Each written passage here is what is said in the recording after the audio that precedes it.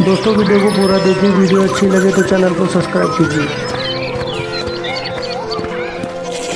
राम प्रसाद बिरयानी बेचने का काम करता था और उसकी बिरयानी इतनी फेमस थी कि दूर दूर से लोग उसकी बिरयानी खाने आते थे।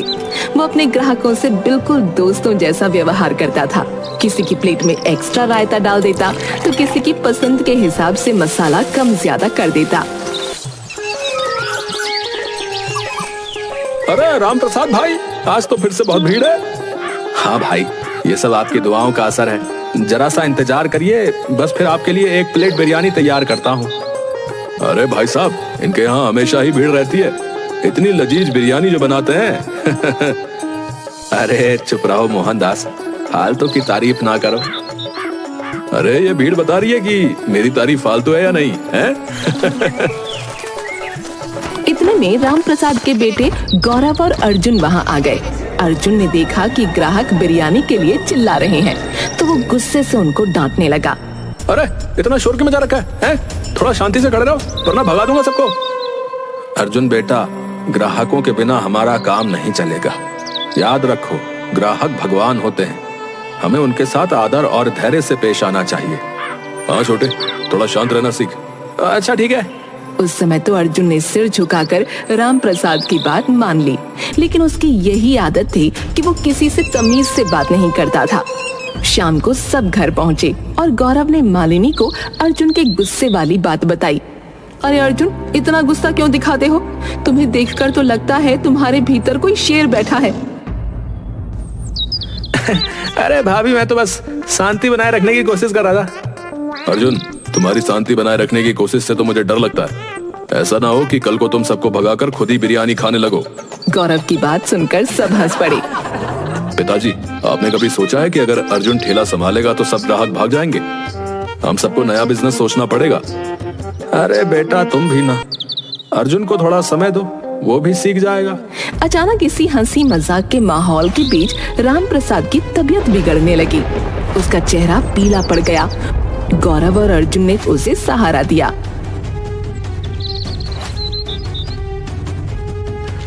पिताजी, क्या हुआ? आप ठीक तो हो ना? बेटा, अचानक से दिल में दर्द हो रहा है। भाई, हमें डॉक्टर को बुलाना चाहिए। पिताजी, पानी पी लीजिए, हम डॉक्टर को बुलाते हैं। गौरव ने फौरन डॉक्टर को बुलाया। थोड़ी ही देर में डॉक्टर वहां पहुंच गया। डॉक्टर ने राम प्रसाद की जांच की और बताया, राम प्रसाद जी, आपको मिनी हार्ट अटैक आया है। आपको तुरंत अस्पताल में भर्ती होना पड़ेगा। नहीं डॉक्टर साहब, मैं अस्पताल नहीं जाऊंगा। मुझे अपने घर पर ही आराम करने दीजिए। ऐसे छोटे मोटे अटैक मेरा कुछ नहीं बिगाड़ सकते। पिताजी, डॉक्टर की बात मानिए ना। बेटा, मैं ठीक हूँ, मुझे बस थोड़ा आराम चाहिए। उसी रात राम प्रसाद ने गौरव और अर्जुन को अपने पास बुलाया। उसकी तबीयत अब भी खराब थी, लेकिन उसने हिम्मत जुटाकर एक महत्वपूर्ण बात बताई। बेटा, अब मेरे बाद इस काम को तुम दोनों को ही संभालना है। मेरी एक आखिरी इच्छा है कि मेरी बिरयानी की खास रेसिपी तुम्हारे हाथों में ही रहे। पिताजी, आप ऐसा क्यों कह रहे हैं? आपको कुछ नहीं होगा। बेटा, मेरी भी बात सुनो। मेरे जाने के बाद मेरे लाकर से बिरयानी की वो खास रेसिपी निकाल लेना और इस काम को आगे बढ़ाना। मेरा नाम और काम कभी खत्म नहीं होना चाहिए। पिताजी, ऐसा मत कहिए ना, हम सब आपके साथ हैं। अगली सुबह जब सब जागे तो देखा कि राम प्रसाद का देहांत हो चुका है। वो शांति से इस दुनिया को अलविदा कह चुका था। पिताजी, आप हमें छोड़कर क्यों चले गए? पिताजी, अपने आप को संभालिए भैया, शायद भगवान को यही मंजूर था। राम प्रसाद का अंतिम संस्कार किया गया। उसके परिवार के साथ साथ उसके ग्राहक भी बहुत दुखी थे और इसी वजह से उसके अंतिम संस्कार में बहुत भीड़ इकट्ठा हो गई थी। फिर अंतिम संस्कार के बाद गौरव ने अपने पिता की आखिरी इच्छा पूरी करने का फैसला किया। छोटे, अब हमें पिताजी की रेसिपी निकालनी चाहिए। ये उनका सपना था कि हम इस काम को आगे बढ़ाएं। ठीक है भैया, चलो देखते हैं। गौरव ने लॉकर खोला, लेकिन ये क्या, लॉकर तो खाली पड़ा था। ये देखकर गौरव हैरान रह गया। भैया, मैंने पहले ही वो रेसिपी निकाल ली थी। अब मैं इस बिजनेस को अकेले संभालूंगा। मुझे नहीं लगता कि हमें इस काम को साथ में करना चाहिए। अर्जुन, अब तुम ये क्या कह रहे हो? ये पिताजी का सपना था कि हम दोनों साथ मिलकर इस काम को आगे बढ़ाएं। ओ भैया, अब ये रेसिपी मेरी है, समझे? मैं इस बिजनेस को अकेले संभालूंगा और सारे पैसे भी अकेले ही कमाऊंगा। हैं? अर्जुन, तुम बहुत बड़ी गलती कर रहे हो। पिताजी ने तुम दोनों को मिलकर काम करने को कहा था। मुझे किसी की सलाह की जरूरत नहीं है, समझी? अब मैं अपने तरीके से काम करूंगा। गौरव और अर्जुन के बीच काफी बहस हुई और अंत में अर्जुन ने गौरव को धक्का दिया और रेसिपी लेकर वहां से चला गया। उसने अलग रहना शुरू कर दिया और राम प्रसाद की दुकान में ही बिरयानी बेचने लगा। अरे, मेरे पास अपने पिता की असली रेसिपी है, आइए और बिरयानी का असली स्वाद चखिए। हाँ। लोग अर्जुन और गौरव के बीच हुए इस झगड़े से हैरान थे। क्या तुमने सुना? अर्जुन और गौरव के बीच झगड़ा हो गया है। अब अर्जुन अकेले ही बिजनेस चला रहा है। हाँ, मैंने सुना। ये देखकर बड़ा दुख हुआ कि पिता के जाते ही दोनों भाइयों के बीच दरार आ गई है। गौरव ने बिना रेसिपी के ही अपने पिता की इच्छा पूरी करने का फैसला किया और एक नई दुकान खोली। हालांकि उसके पास ग्राहक नहीं आ रहे थे, क्योंकि असली रेसिपी तो अर्जुन के पास थी। पिताजी, मैं आपकी आखिरी इच्छा पूरी करने की कोशिश कर रहा हूँ, लेकिन ग्राहक नहीं आ रहे। मैं क्या करूं? गौरव, मुझे तुम्हारे इन हालातों का दुख है, पर क्या कर सकते हैं? पर मैं ये कह सकता हूं कि आज तुम्हारे पिताजी होते तो तुम पर गर्व करते। मोहनदास अंकल, क्या आप अर्जुन से बात कर सकते हैं? उसे समझाइए कि हम दोनों को साथ में काम करना चाहिए। अब ठीक है, मैं उससे बात करूंगा। मोहनदास ने अर्जुन से बात की, लेकिन अर्जुन मानने को तैयार नहीं था। अर्जुन, गौरव के साथ मिलकर काम करो। ये तुम्हारे पिताजी की इच्छा थी। ऐसे सब अकेले हथियार लेना सही नहीं है। अरे, फालतू ज्ञान मत दो अंकल, समझ रहे हो? जाओ यहाँ से। काम के समय दिमाग की हटा रहे हो। मोहनदास समझ गया कि अर्जुन किसी की सुनने वाला नहीं है। अर्जुन की दुकान पर ग्राहकों की भीड़ लगी हुई थी, लेकिन उसका बर्ताव खराब होता जा रहा था। वो ग्राहकों से बहुत बेहूदे और अभद्र तरीके से पेश आ रहा था। अरे भाई साहब, थोड़ा रायता और डाल दीजिए। खाने आए तो चुपचाप खाओ ना, वरना ऐसे दफा हो जाओ। ऐसा क्यों बोल रहे हो? हम तो पैसे देकर खा रहे हैं भाई। पैसे दे के खा रहे हो, इसका मतलब ये नहीं है कि तुम राजा हो गए हैं। एक शब्द और बोला तो थप्पड़ बजा दूंगा, बता रहा हूँ। भाई, इसमें मसाला कम है, थोड़ा और डाल दो।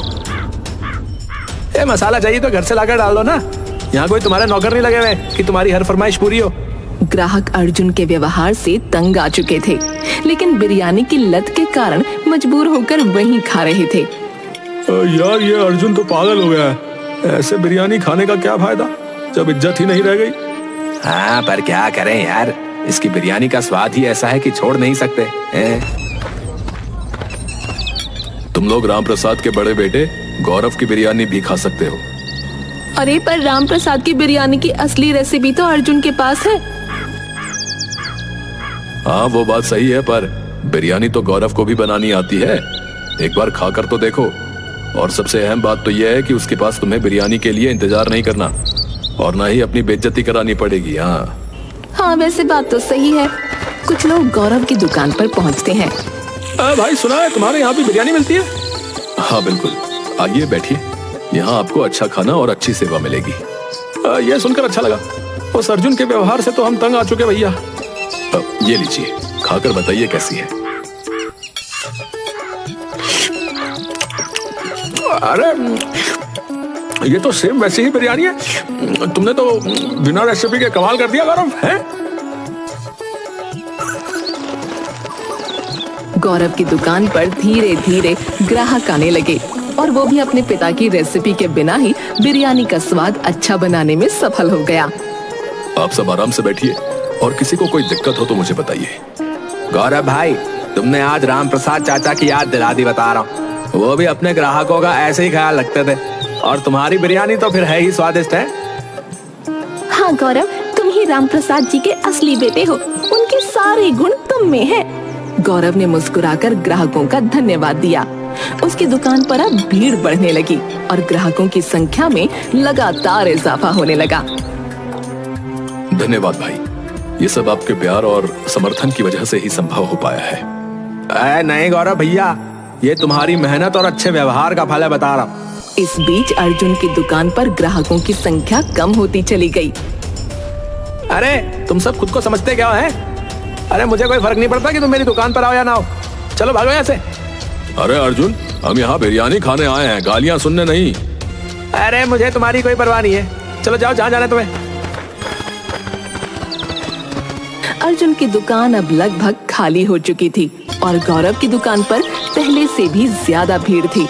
ग्राहक अब समझ चुके थे कि राम प्रसाद के असली गुण और उनकी विरासत गौरव में ही थी। पर तभी अर्जुन गौरव से लड़ने पहुंच गया। गौरव, तुमने मेरी रेसिपी चुरा ली है और मेरे ग्राहकों को अपनी तरफ खींच लिया है। ये सब तुम्हारी चाल है। अर्जुन, मैंने तुम्हारी रेसिपी नहीं चुराई। मैंने कभी पिताजी की रेसिपी देखी तक नहीं। लेकिन एक बात बताऊं, जिस लॉकर में ये रेसिपी रखी थी उसी में एक और लेटर भी रखा था, पर शायद तुमने उसे पढ़ना जरूरी नहीं समझा। लेटर? कैसा लेटर?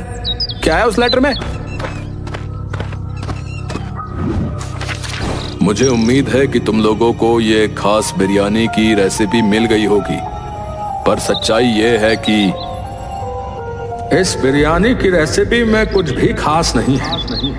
ये हर दूसरी आम बिरयानी जैसी ही है। लेकिन खास पता है क्या है? खास हमारा प्यार है, खास हमारी एकता है और हमारा दूसरों के प्रति व्यवहार है। इसलिए तुम दोनों भाई हमेशा मिलजुल कर रहना और दूसरों के साथ प्यार से पेश आना। भगवान ने चाहा तो तुम मुझसे भी ज्यादा तरक्की करोगे। गौरव लेटर पढ़ते पढ़ते रोने लगा था। उसको सुनकर अर्जुन की आंखों में भी आंसू आ गए थे। गौरव सही कह रहा है। राम प्रसाद हमेशा हमसे प्यार से पेश आता था और हमें अपने जैसा मानता था। हाँ अर्जुन, तुम्हारे पिताजी की असली रेसिपी प्यार और सम्मान थी। हे भगवान, अगर पिताजी मुझे कहीं से देख पा रहे होंगे तो वो कितना निराश होंगे। भैया मुझे माफ कर दो, मैं अपनी गलती मानता हूँ। अब मैं समझ गया हूँ कि पिताजी की असली रेसिपी क्या थी। चलो अब हम मिलकर इस काम को आगे बढ़ाते हैं। गौरव ने अर्जुन को गले लगा लिया और दोनों भाइयों ने मिलकर काम करने का वादा किया। अब हम मिलकर पिताजी का सपना पूरा करेंगे। वो हमें एक साथ ही देखना चाहते थे। हाँ भैया, आपने सही कहा। अब हम दोनों मिलकर इस दुकान को और भी ऊंचाइयों तक पहुंचाएंगे। काश पिताजी मुझे माफ कर दें। मुझे पूरी उम्मीद है कि हम दोनों को साथ देखकर पिताजी को तुमसे कोई शिकवा नहीं होगा। लोगों ने ये देखकर खुशी जाहिर की और अब गौरव और अर्जुन की दुकान फिर से ग्राहकों से भरी रहने लगी। राम प्रसाद की असली रेसिपी प्यार और सम्मान ने दोनों भाइयों को एक साथ ला दिया और उनका बिजनेस फिर से फलने फूलने लगा।